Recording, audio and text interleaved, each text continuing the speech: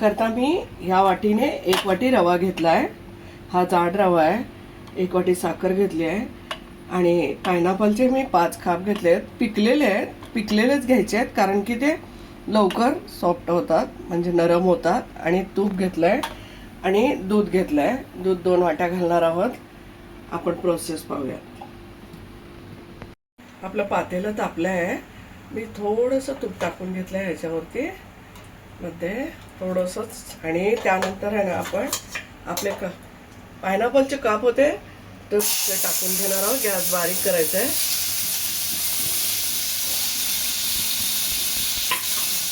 आणि पायनॅपलचे काप तुपावर जरा परतायचे आहेत. असा मधला जो गर असतो तो काढून टाकलाय मी. तो जरा कडक असतो म्हणून, तो नरम होत नाही म्हणून हा काढून टाकलाय. आपण थोडीशी साखर पण टाकणार आहोत याच्यामध्ये, थोडीशी.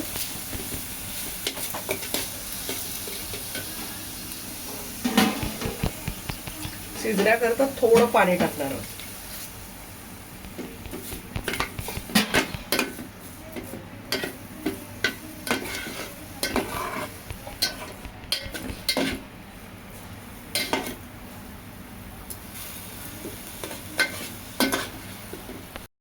आपण तूप टाकून घेणार आहोत. कढई तापली आपली.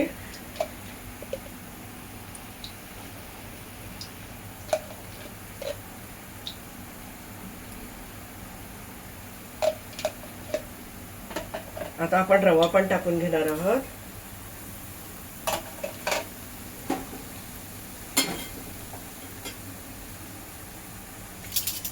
आपण परतून घेणार आहोत रवा स्लो गॅसवरती.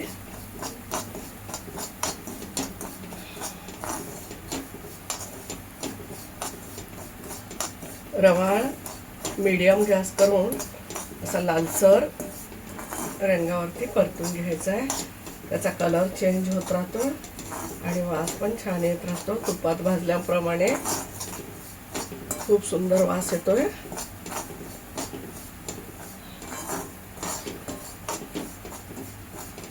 रव्याचा कलर चेंज झालाय.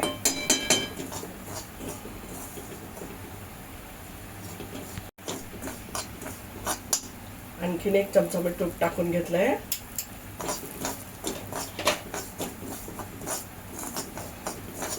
सुंदर असं फुललंय रवा आपला. आपण ही साखर पण टाकून घेतली ह्याच्यात रव्यामध्ये. आपण पायनॅपलचे काप आपले शिजलेले आहेत तेही टाकून घेत आहोत आपण.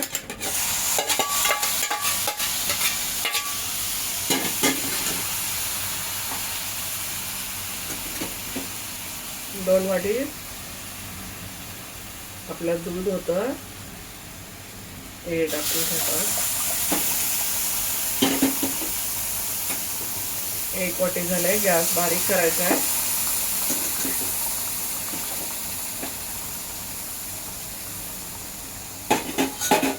एक वाटी रवा होता म्हणून मी 2 वाटी दूध टाकलंय. दूध नाही टाकताच झालं तुम्हाला नको असेल तुम्ही पाणी टाकून सुद्धा करू शकता.